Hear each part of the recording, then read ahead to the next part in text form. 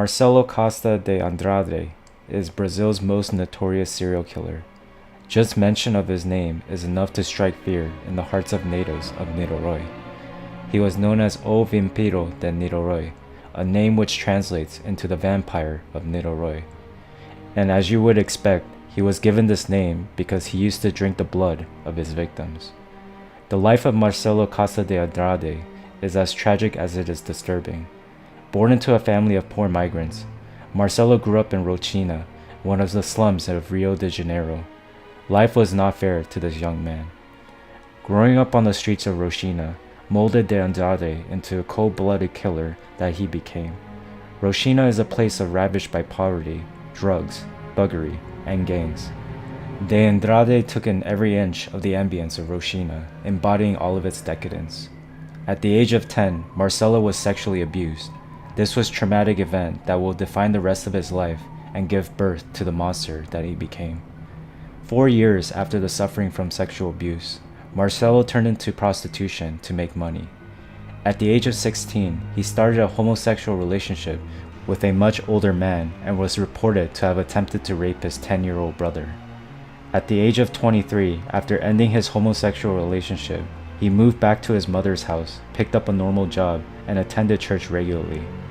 He looked like one of the few adults in Rochina that could be trusted.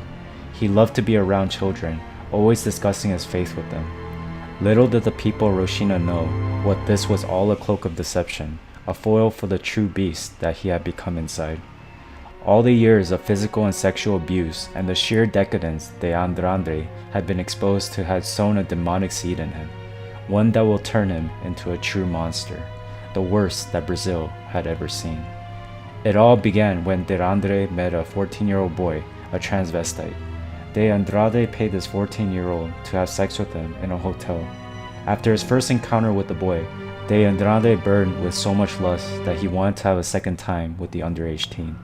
He searched for him everywhere, but he just couldn't find the boy again.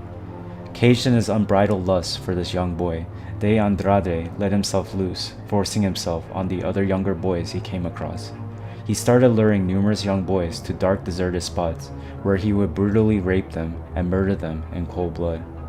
By his own admission, he couldn't even remember the faces of many of the boys he molested and killed, but he remembered the first one, a boy named Anderson. Under the pretense of helping him to light candles, de Andrade lured Anderson to a deserted area where he raped him and strangled him with the boy's own shirt. De Andrade went on to rape and murder 13 other street kids. Each time it was the same script: lure them with sweets and money into a lonely place, rape them, then strangle or beat them to death, and in perhaps the most disturbing act of one could think of, he would have sex with their corpses before burying them in shallow graves and keeping their shorts as trophies. In 2 instances, he cracked open the skull of one of his victims, collected their blood in a bowl, and began to drink it, earning him the title of vampire. After his capture, de Andrade would claim that he drank the blood of his victims to be as, quote, young and cute as them, end quote. It is difficult to believe, but throughout his killing spree, de Andrade remained an active church member. At the height of his killing spree, he would attend church 4 times a week, with each service spanning 5 hours. When asked about his killings, de Andrade explained that he was doing his victims a favor by killing them.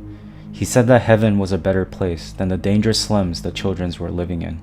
The sick idea of sending his victims to heaven was also the reason de Andrade did not attack girls. According to him, girls did not go to heaven because boys were prettier. It was observed that de Andrade specifically targeted, in his own words, quote, prettiest boys, end quote. He would hunt for young boys with smooth legs, a pretty face, and a nice body.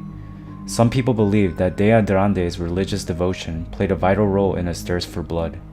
De Andrade's church was a controversial universal church of the kingdom of God, a church that taught de Andrade that demons were the cause of people's problems, removing the place of accountability in one's own life. As a result, de Andrade explains his psychopathy and lack of self-control as simply being possessed by an evil spirit. De Andrade's merciless killing spree could not go on for too long. It came to an end after he attacked Altair and Ivan Abreu on December 11, 1991. Altair and Abreu were brothers, aged 10 and 6 respectively.